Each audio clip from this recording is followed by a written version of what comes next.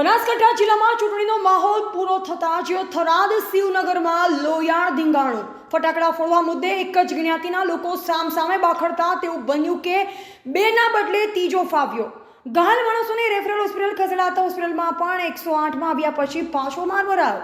મામલો ઉગ્ર બનતા પોલીસ પણ પહોંચી આવી। ત્યારબાદ એફઆઈઆર દાખલ કરાઈ હતી। આગળની કાર્યવાહી થરાદ પોલીસ કરી રહી છે।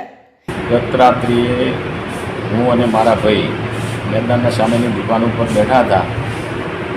એ વખતે સમાજના એક ભાઈ અમને ગાળો બોલતા હું મેદાનમાં ગયેલ। એ વખતે એ ભાઈએ એમના મિત્રો અને એમના સગા સંબંધીઓને ફોન દ્વારા બોલાવે।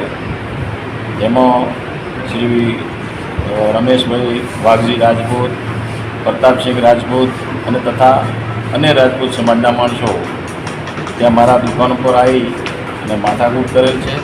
હું મારા ભત્રીજી જગદીશભાઈને માથામાં વાગેલ અને ભાવેશભાઈને વાગેલ અને મને પણ અહીંયા હાથ ઉપર વગાડેલ।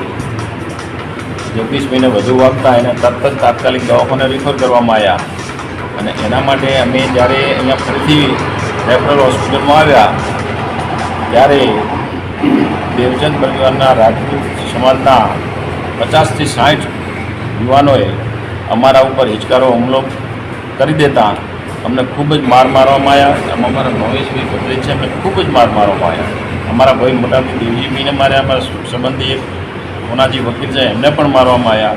એ પણ પોતાનો જાન બચાવીને ગાડી લઈને નીકળી ગયા અને જ્યારે પોલીસ આવી ત્યારે એ અહીંથી ગયા છે। એટલું અમારું કહેવાનું છે।